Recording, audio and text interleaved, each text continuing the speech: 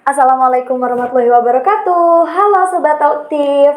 Balik lagi nih pada program yang telah kita tunggu-tunggu, yaitu podcast remaja yang bakal ngebahas tentang tema membongkar bullying ketika tebing kekacauan berasal dari orang terdekat. Bersama aku Salsabila Putri Azahra, inilah Talk Tips, dobrak informasi, Talk Tips menginspirasi.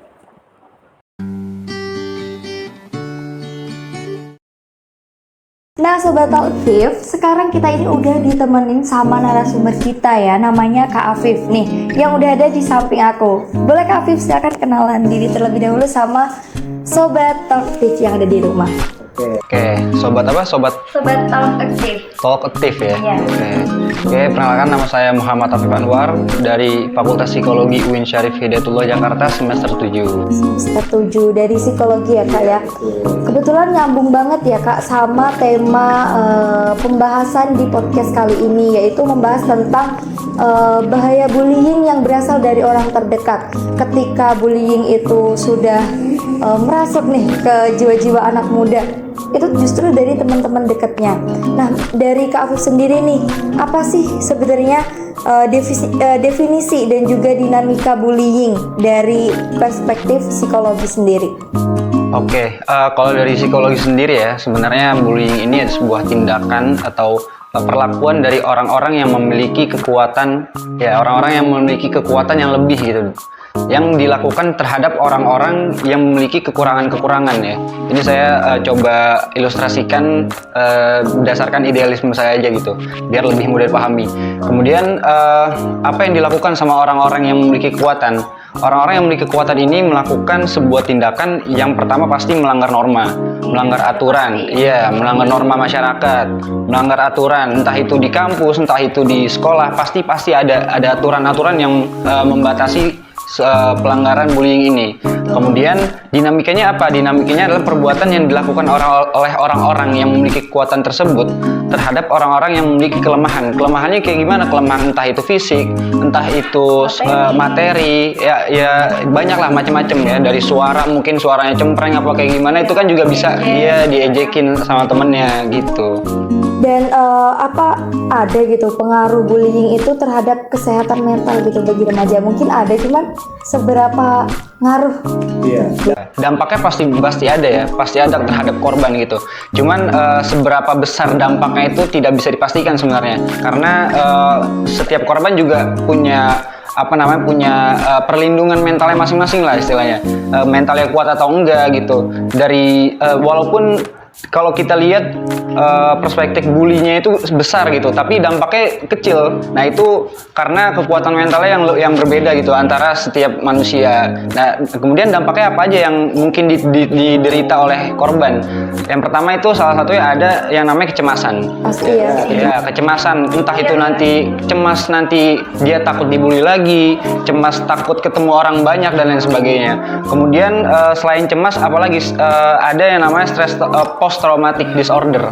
Post traumatic itu ya trauma lah ya, trauma, entah itu nanti dia trauma ketemu orang baru, trauma ketemu teman. Nah itu juga nyambung sama tadi kecemasan. Kemudian ada lagi yang namanya ketakutan akan hal-hal yang baru. Ketakutan hal-hal yang baru ini maksudnya dia takut keluar rumah, takut ketemu orang baru, ya, takut dibully lagi sama orang lain, walaupun orang lain ini orang-orang baru gitu. Itu salah satu dampak dari bullying terhadap korban. Ada nggak sih Kak aspek-aspek psikologis gitu dari pengalaman bullying yang sering kita abaikan gitu? Ya kalau aspek-aspek psikologi yang mungkin belum disadari oleh banyak orang ya, sehingga terjadi bullying, salah satunya itu ada yang namanya awareness atau kesadaran. Kesadaran ini bisa dilihat dari segi pelaku ataupun dari korban, atau bahkan orang-orang sekitar pelaku dan korban.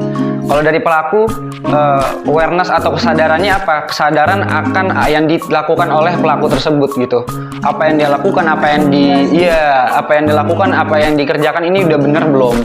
Ini udah sesuai belum? Ini akan merugikan orang lain belum gitu. Kalau merugikan orang lain berarti kan harus ada kesadaran bahwa ini nggak boleh dilakuin. Betul. Kemudian kalau terhadap korban, dari segi korban, kesadaran apa? Kesadaran akan bahayanya bullying, kemudian bagaimana penanganannya nanti gitu.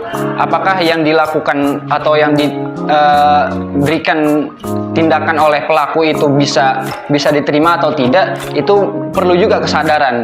Kemudian orang-orang sekitar perlu juga kesadaran akan apa? Kesadaran akan bagaimana treatment yang nanti dilakukan terhadap korban, bagaimana itu terhadap korban ya. Kalau terhadap pelaku, orang-orang di sekitar perlu juga yang namanya support system agar pelaku ini bisa menyadari bahwa perilaku yang dia lakukan, tindakan yang dia lakukan itu salah, itu bully, itu nggak boleh, itu melanggar norma dan sebagainya. Terus ada nggak strategi-strategi khusus gitu yang bisa digunakan untuk mencegah dan mengatasi bullying, terutama di lingkungan akademisi? Karena kan kita mahasiswa nih, yang semester 5, semester 7 pasti banyak banget bullying. Ada strategi nggak ya? Ya, strategi sebenarnya kita juga nggak bisa menutup kemungkinan bakal terjadi bullying ya di kampus-kampus, walaupun Justru kita tahu, iya justru banyak di kampus-kampus di Indonesia itu banyak terjadi bullying. Cuman bagaimana penanganan atau strategi agar tidak terjadi bullying ini sebenarnya perlu ada aturan-aturan khusus lah, aturan dari entah itu dari instansi ataupun norma-norma yang harus diciptakan lebih kompleks. Maksudnya gimana? Pelaku ataupun korban ataupun sivitas akademika lah secara umum harus menyadari sebenarnya apa yang tadi saya bilang, harus ada awareness atau kesadaran dari semua orang agar tahu atau sadar bahwa bullying ini sebenarnya nggak baik. Bullying ini adalah suatu tindakan yang keji yang nggak bisa diterima oleh norma gitu. Nah, kalau aku sendiri mau nanya, gimana cara kita ningkatin awareness itu sendiri, Kak? Cara kita meningkat awareness sebenarnya ini menarik ya. Awareness itu kan kesadaran gitu, kesadaran akan suatu hal. Nah, sekarang konteksnya adalah bullying.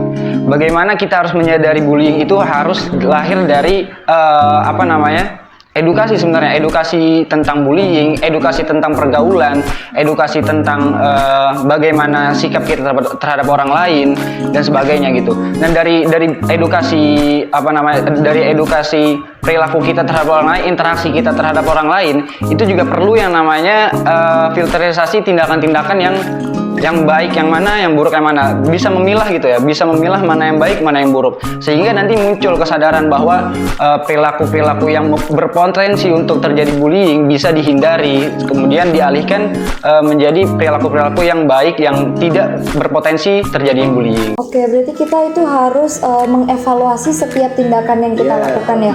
Kalau hari ini kita melakukan sesuatu yang seperti ini, oh kayaknya ini nggak baik, jadi besoknya lagi kita memperbaiki. Itu juga bisa masuk ke awareness ya, Kak.